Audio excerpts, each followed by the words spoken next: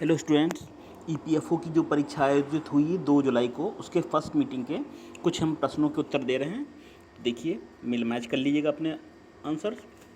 देखिए, हम असल में स्टूडेंट्स यूपीएससी के आंसर्स फाइंड आउट करने में भी वक्त लगता है और मेहनत भी लगती है बहुत ज़्यादा। तो और कुछ आंसर्स क्वेश्चन के ऐसे हैं जो फाइंड आउट भी नहीं होते हैं, तो इसीलिए थोड़ा सा वक्त भी लग गया बताने में। चलिए, इसमें है, देखिए अब 21 का हम स्किप कर रहे हैं, 22 देखेंगे। भारत सरकार अधिनियम 1935 के बारे में कौन सा कथन सही नहीं है? 1935 के विषय में कौन सा कथन सही नहीं है? इसमें आपका सही होगा सी ऑप्शन। ठीक, ये उसने सेक्रेटरी ऑफ स्टेट के प्रावधान को भारत के सरकार के ऊपर बनाए रखा, तो ये होगा आपका सी। नेक्स्ट सूची दी है फर्स्ट और सेकेंड, इसमें कांग्रेस अधिवेशन और उसमें अध्यक्षता किसने की थी उनके नाम दिए हुए हैं। तो चलिए मैच करेंगे। इसमें होगा ऑप्शन आपका, देखिए सेकेंड नंबर वाला, तो इसमें आंसर होगा आपका बी 1 2 3 4। ठीक, सामने सामने है। लाहौर अधिवेशन की अध्यक्षता की थी मदन मोहन मालवीय ने। कलकत्ता अधिवेशन रघुनाथ नरसिंह मधोलकर। नेक्स्ट देखें क्वेश्चन, निम्नलिखित में से किसने नासिक में भोसला मिलिट्री स्कूल शुरू किया था? भोसला मिलिट्री स्कूल शुरू किया था, ये ऑप्शन आपका है B D Savarkar, A option. Pandit Madan Mohan Malviya से जुड़ी निम्नलिखित घटनाओं को सबसे पहले घटना को शुरू करना है और कालानुक्रम इनको करना है, तो इसमें आपका आंसर हो जाएगा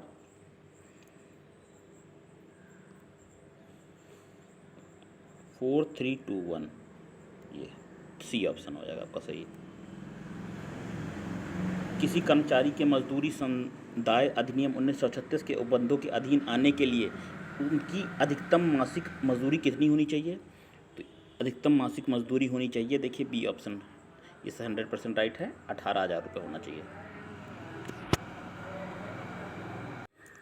नेक्स्ट है, न्यूनतम मजदूरी अधिनियम 1948 के अधीन ऐसे कर्मचारी जो मात्रानुपाती काम पर नियोजित हैं कालानुपाती काम के आधार पर मजदूरी की न्यूनतम सुनिश्चित करने के प्रयोजन के लिए उन कर्मचारियों की दशा में लागू होगी। पारिश्रमिक की न्यूनतम दर क्या क्या कहलाएगी?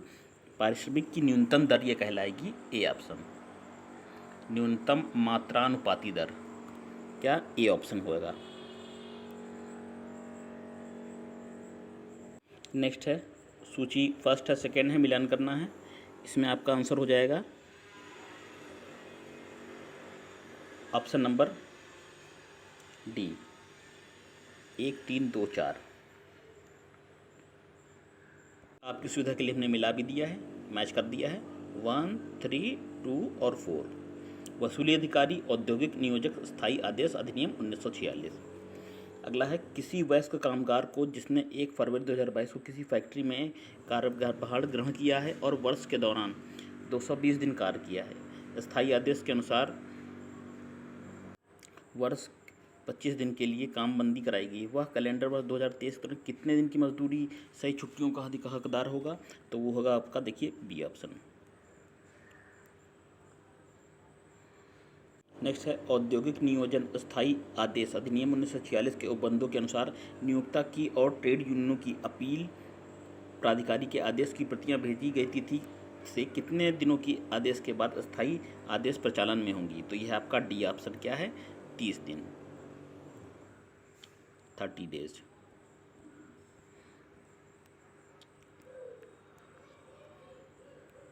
नेक्स्ट देखिए, असंगठित कामगार सामाजिक सुरक्षा अधिनियम 2008 के उपबंधों के अनुसार केंद्र सरकार द्वारा राष्ट्रीय सामाजिक सुरक्षा बोर्ड में कितने सदस्य नाम निर्दिष्ट किए जाने होते हैं? कितने सदस्य नाम होने होते हैं? तो वो है आपका ऑप्शन नंबर बी 20। निम्नलिखित में से कौन सी एक योजना असंगठित कामगार सामाजिक सुरक्षा अधिनियम 2008 के अधीन सामाजिक सुरक्षा योजना नहीं है? वो कौन सी नहीं है? तो ये आपकी देखिए ए, राष्ट्रीय पारिवारिक लाभ योजना, ये नहीं है, ऑप्शन नंबर ए है। केंद्र सरकार द्वारा गठित निम्नलिखित प्राधिकरणों में से कौन सा एक कर्मचारी भविष्य निधि और प्रकीर्ण उपबंध अधिनियम 1952 के अधीन अपीलीय प्राधिकरण होगा? कौन सा अपीलीय प्राधिकरण होगा? तो ये देखिए आपका ए है, कर्मचारी भविष्य निधि अपीलीय अधिकरण।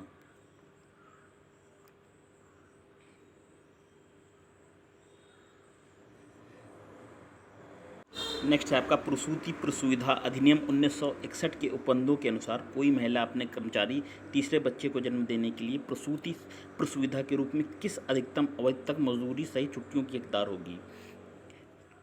तो वो होगी हकदार 16 सप्ताह। ऑप्शन नंबर सी 16 सप्ताह।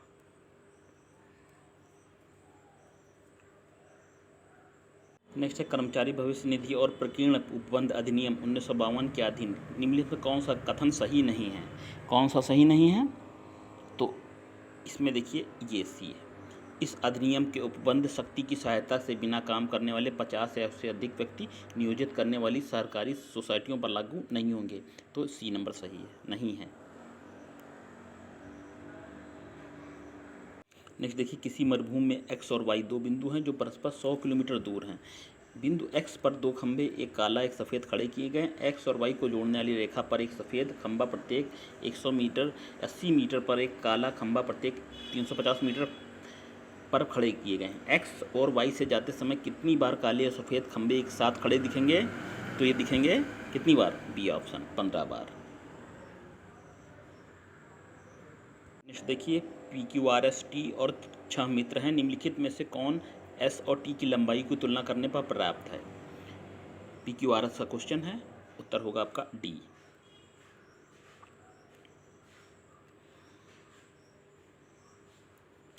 ए और दो दोनों मिलाकर उत्तर देने के लिए पर्याप्त हैं। नेक्स्ट है, 8 कुर्सियां एक गोल मेज के सभी और एक दूसरे से एक समान दूरी पर रखी गई हैं। सी और डी ए बी के दोनों में समान दूरी पर हैं। ई और ए सी के बीच की दूरी पर बैठा है। जी और एफ एक दूसरे के सामने बैठे हैं। एच कहाँ बैठा है?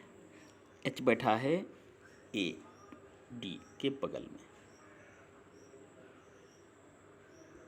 इसमें आंसर होगा एफ के बगल में, ठीक है, सॉरी डी ये नहीं है, आपका आंसर है आपका सी। एच बैठा है कहाँ? एफ के बगल में होगा।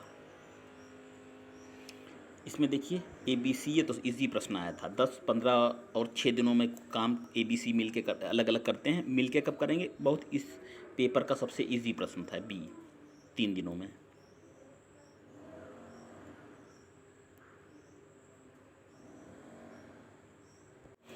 नेक्स्ट देखिए, एक पासा 2 बार फेंका जाता है। ऐसे कितने प्रकार है जब पहली बार फेंके जाने पर आने वाली संख्या दूसरी बार फेंके जाने वाली आने वाली संख्या से कम नहीं है? आपका है 15 नंबर 100% राइट आंसर। कुछ के आंसर आराम से मिल जाते हैं, कुछ के बहुत मुश्किल हो से मिलते हैं। प्रयास रहता है आपको सही आंसर बताया जाए। किसी मोटर कार की बेहतर ईंधन दक्षता के लिए किए गए 25,000 रुपये का पूरी मरम्मत, जिसे कहते हैं ओवरहालिंग, ये व्यय क्या कहलाएगा? ये व्यय क्या, किस प्रकार का व्यय कहलाएगा? इसको कहेंगे पूंजीगत व्यय, सी। निम्नलिखित में से कौन सा कथन सही नहीं है? कौन सा सही नहीं है? तो देखिए, मूल्यह्रास एक रोकड़ निधि नॉन कैश व्यय है, ये आपका सही नहीं है। एक ए ऑप्शन, ये ऑप्शन सही नहीं है। नेक्स्ट है, मशीनरी की उधार खरीद को मुख्य रोजना मचे में दर्ज करने की जगह खरीद बही में दर्ज किया जाना, ये किस चीज़ का उदाहरण है? अकाउंटिंग क्वेश्चन है, ये है आपका लेख अशुद्धि का उदाहरण है। Option number B. अगला, लेख विवरणों में प्रासंगिक देयता के संबंध में टिप्पणी संलग्न करने की पद्धति किसके अनुसरण में होती है? किसके अनुसरण में होती है? ये आपका ऑप्शन है सी, रूढ़िवादिता की परंपरा। नेक्स्ट, बकाया किराया को किस रूप में वर्गीकृत किया जा सकता है? अकाउंटिंग के क्वेश्चन में बकाया किराया, तो इसको हम कर सकते हैं प्रतिनिधि व्यक्तिगत लेखा के संबंध में। बी ऑप्शन आपका सही होगा। अगला है, HTML सोर्स कोड में कमेंट डालने के लिए इसमें कौन सा टैग प्रयुक्त होता है? वो प्रयुक्त होता है ये टैग, देखिए डी ऑप्शन। कंप्यूटर का क्वेश्चन, किसी वेब पेज में ईमेल हाइपरलिंक बनाने के लिए में किस एक का प्रयोग किया जाता है? प्रयोग होता है ऑप्शन नंबर ए मेल, ठीक है, एक मेल का प्रयोग किया जाता है। नेक्स्ट है, मेमोरी क्षेत्र या डिस्क में बफर के संदर्भ में स्पूल किसे निर्दिष्ट करता है? तो ये स्पूल निर्दिष्ट करता है फुटेज का, सी है ऑप्शन। ये आपका सी होगा ऑप्शन ना, simultaneous peripheral operation online. Next, निम्नलिखित कौन सा क्रम विनिमय नियम नहीं है? क्रम विनिमय नियम नहीं है, ऑप्शन हो जाएगा सी। 49 का आपका हो जाएगा सी।